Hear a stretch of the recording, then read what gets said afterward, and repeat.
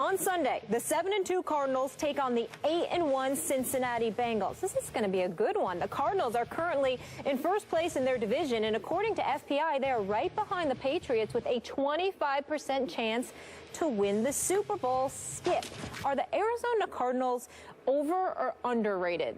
Stephen A., my man Patrick Peterson will not like me saying this. My man Larry Fitzgerald will not like me saying this.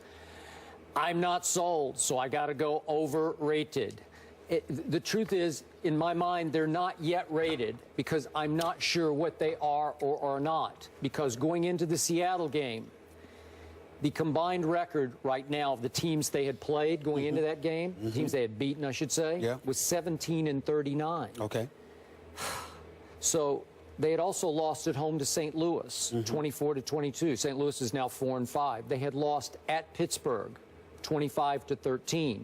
Pittsburgh is now the only team with a winning record they have played so far, Pittsburgh being only 6-4. They obviously had a huge win at Seattle, which dropped Seattle to 4-5. We all know, we've talked and talked and talked it to death, that Seattle has post-Super Bowl problems. You have enumerated many of them. 4 and 5. So I look at the resume of the Arizona Cardinals and I say, I don't know. I can't buy into this, even though Carson Palmer is having an all-time great year. Not quite a Tom Brady year, but Brady might be having the greatest year ever. But Carson Palmer is running away with the QBR race this year, just the way Tony Romo ran away with it last year. This team is second in the NFL in scoring and 10th in points allowed. It's really good on defense. Ball hawks all around on defense. Honey Badger, we know what they can do. They can create havoc. But I'm still saying you have played who? I don't know, because Cincinnati is coming to town. That team, despite its loss, terrible loss on Monday night, has a winning record. So they're coming on Sunday night.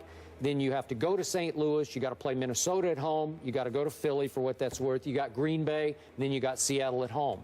So maybe I'll find out. Maybe I'll be sold down the stretch. But as of right now, I got to go overrated. If I'm Larry Fitzgerald, if I'm Carson Palmer, if I'm Bruce Arians, I'm very disgusted with you. And the reason I'm very disgusted with you if I'm them is because if they were the Dallas Cowboys, you wouldn't be calling them overrated. The fact of the matter is, look at Carson Palmer. Well, I'm a fan. I know that. Okay, well, that's like a bad analogy. But it's not a bad analogy, because even though you're a fan, you also talk about how I'm the one person to be objective up here. So even with your fandom, you find a way to be objective when it comes to analyzing, not rooting for, but analyzing a team. You look at Carson Palmer. Wait a second. That's not fair, because I told you, if my Cowboys had stayed healthy, they'd be the best team in the NFC. That's what I think. No, what I'm saying is that if you had a quarterback, which you did, that's got a QBR 82. And by the way, you got 2 running backs averaging over 4 yards a carry, because even though Andre Ellington is back, and he just got back because he wasn't healthy, Chris Johnson filled in admirably and has been playing a standout season.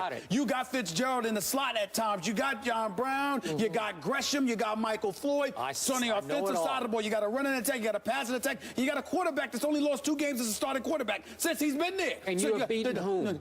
I understand that, but wait a minute. But we thought Seattle was going to be better than what they were this year. We thought St. Louis was going to be better. Now, granted, they really stuck up the joint against the Pittsburgh Steelers. Michael Vick and those boys. We expected Landry Jones came in. We expected them to put forth a better performance. But when we look at this defense, playmakers all over the place. Their secondary is big time with Peterson, with the Honey Badger, with Rashad Johnson and those boys, Buchanan and them. Listen, I like what I'm seeing, and then I look at them, and I look at these wins. They beat the Bears 48-23. They beat, San Francisco, obviously. They beat Detroit, They beat Baltimore. They beat Cleveland. I'm just saying. But what I'm saying to you is, when they beat Seattle, they didn't beat Seattle 16-13. They dropped 39 on a Legion of Boom. I got to pay attention to that. I got to sit up there and look at them and go like this. Do I think that Arizona is going to win the Super Bowl? No. Do I think they can? Absolutely. Do I think they could go in Carolina and win a playoff game? I'm not saying they'll do it, but it wouldn't surprise me if they did it. It wouldn't surprise me if they met New England in the Super Bowl either.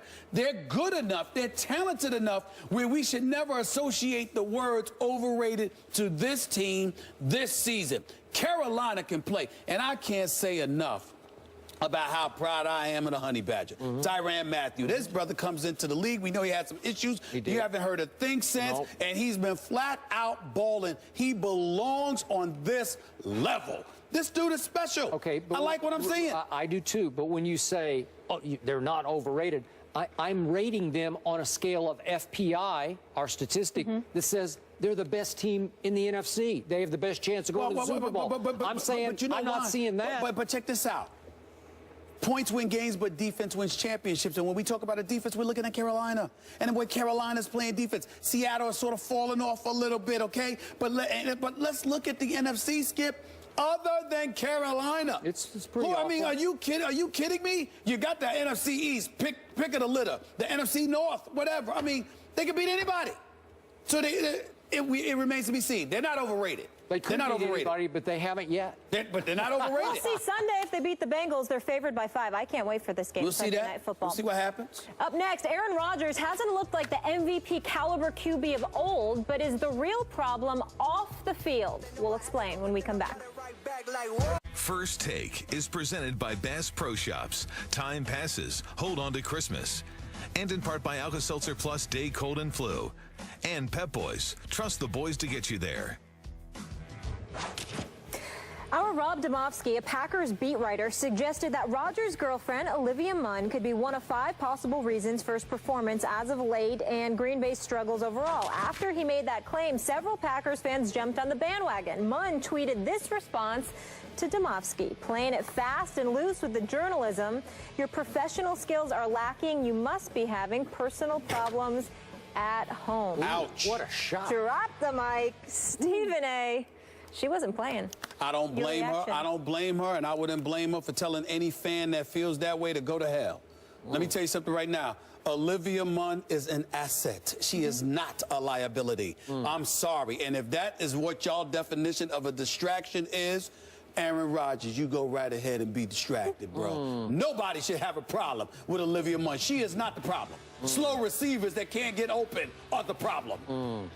I have no idea what's going on in that relationship, but I'm here to tell you, my Cowboy sources told me that Tony Romo, when he had Jessica Simpson in his life, that she was a huge distraction for him, that his off-the-field life became chaotic with her in the middle of it. Right. Okay, Yeah, but so Jessica Simpson, like the Kardashians, no disrespect, they could be distractions. Olivia Munn has been nothing but class personified. She seems like a wonderful woman, a wonderful actress. She's an asset to Aaron Rodgers. She's hysterical and very smart. And I'm sure he would agree with her. Aaron Rodgers, do your thing. Don't you listen to that. Don't you listen to it. Don't you listen to it at all. Can they breathe? At all. See you guys tomorrow. It's Friday Eve. Woohoo!